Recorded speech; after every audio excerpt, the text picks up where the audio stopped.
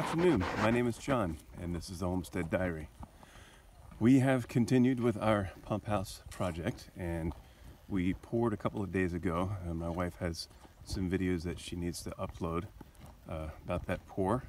Not too terribly extensive what we have, but we got a little something to show y'all. And so at this point, we have pulled the form boards off, and we are in the process of getting our base plates on. Here are our concrete walls.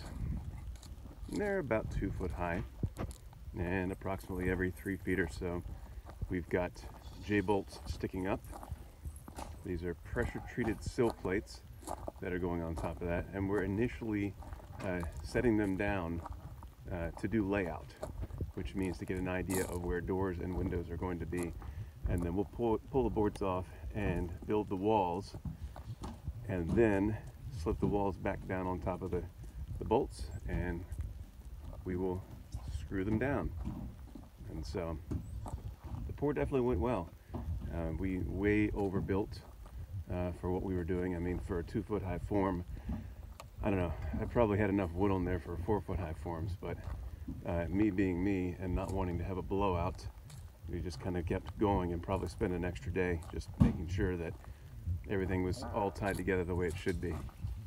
And so we are doing good there. We poured another slab, and we'll actually walk over and have a look at that.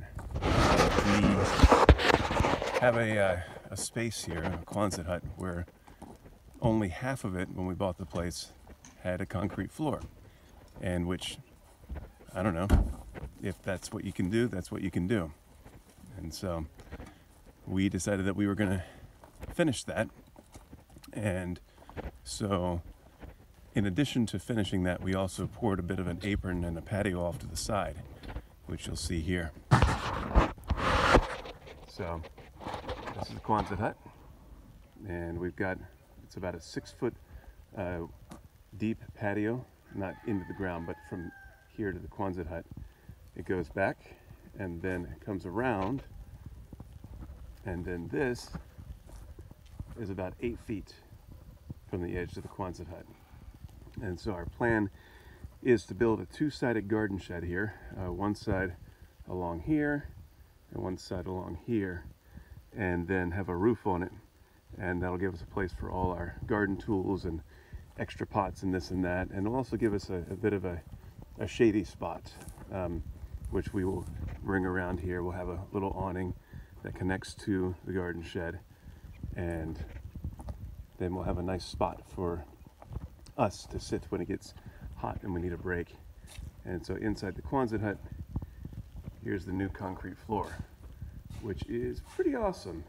20 by 24 approximately, 6-inch deep slab. We've got rebar every 2 feet in a grid pattern, and then there's hog wire and hydronic tubing, because we have a wood boiler, and the hope is to heat the space using wood. And so here in the corner we have what we need for a bathroom. This is the toilet, and this is a tub or shower, water supply there, and then this right here in line with the water supply is approximately where we're going to have a stud wall, because this stuff you can't easily insulate. And so we'll build a stud wall, we'll run all our utilities through it, and so a bathroom sink will be approximately here, and then we're going to do laundry, and then someday maybe we're setting ourselves up to where we could do a kitchen type thing, and whether it's a kitchen for processing large amounts of food during harvest season, or it ends up being turned into a quasi living space. I don't know. It's just a little something, because if you're gonna pour concrete, then you want to make sure that you have all your options available to you. Maybe we'll never do anything with the plumbing, but you know, worst case scenario, it's there, and we, you know, just have it. So anyway, just a bit of what's going on here at the homestead at the moment. Projects are moving pretty fast because we are coming upon winter. It is the beginning of November, roughly speaking. I think it's the 8th or 9th, something like that. Lose track of time after a while. And we've already had our first hard freeze, and then I think it was cold for a couple nights, and then it's been above freezing every night after that. But that cold time is coming, and our pump house is not what it should be.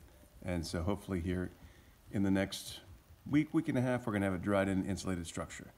And so that's gonna be exciting to do and exciting to see. And we look forward to showing y'all what we're doing. Y'all have a blessed day.